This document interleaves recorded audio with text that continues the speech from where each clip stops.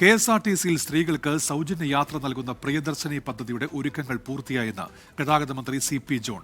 മറ്റന്നാൾ നടക്കുന്ന ഉദ്ഘാടന ചടങ്ങിലേക്ക് മുഖ്യമന്ത്രിയെ നേരിട്ട് ക്ഷണിച്ചെന്നും മന്ത്രി പറഞ്ഞു. തയ്യാറെടുപ്പുകളെല്ലാം പൂർത്തിയായി. ഞാൻ ഇന്ന് ഔപചാരികമായി മുഖ്യമന്ത്രിയെ പോയി ക്ഷണിച്ചു. അദ്ദേഹം തമ്പാനൂരിൽ നിന്ന് സ്റ്റാച്യു വരെ, അതായത് നമ്മുടെ സെക്രട്ടേറിയറ്റ് വരെ ബസ്സിൽ യാത്ര ചെയ്യാമെന്ന് സമ്മതിച്ചിട്ടുണ്ട്.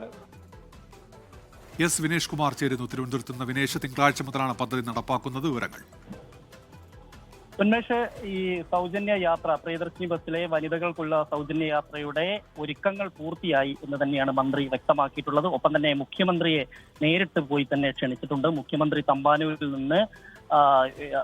തമ്പാനൂരിൽ നിന്ന് പുള്ളി സെക്രട്ടേറിയറ്റ് വരെ മുഖ്യമന്ത്രി യാത്ര ചെയ്യും എന്നും അദ്ദേഹത്തിന് ഉറപ്പ് നൽകിയിട്ടുണ്ട് എന്നും മന്ത്രി പറയുന്നുണ്ട്. എന്നാലും നമുക്കറിയാം, കഴിഞ്ഞ ദിവസം അദ്ദേഹം വാർത്താ സമ്മേളനത്തിലും ഇക്കാര്യം ആവർത്തിച്ചിരുന്നു. പ്രതിദിനം 2 കോടിയോളം രൂപയുടെ ബാധ്യത KSRTCക്ക് വരും. അങ്ങനെ വരികയാണെങ്കിൽ അത് സർക്കാർ തന്നെ നേരിട്ട് ആ KSRTCക്ക് ആ തുക നൽകും. അതുകൊണ്ട് അക്കാര്യത്തിൽ ഒരു പ്രതിസന്ധി ഉണ്ടാവാൻ സാധ്യതയില്ല എന്ന് തന്നെയാണ് പറയുന്നത്. ഏറെക്കുറെ ഒരുക്കങ്ങളെല്ലാം തന്നെ പൂർത്തിയായി കഴിഞ്ഞിരിക്കുന്നു.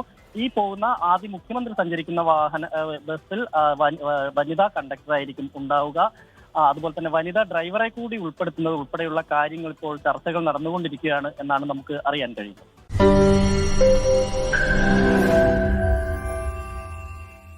ലോകത്തെവിടെയായാലും ഏത് സമയത്തും 24 വാർത്തകളും ഓഗ്മെന്റഡ് റിയാലിറ്റി പാക്കേജുകളും എക്സ്പ്ലെയിനറുകളും വിശദമായി കാണാൻ ഞങ്ങളുടെ YouTube ചാനൽ നിങ്ങൾക്ക് സബ്സ്ക്രൈബ് ചെയ്യാം.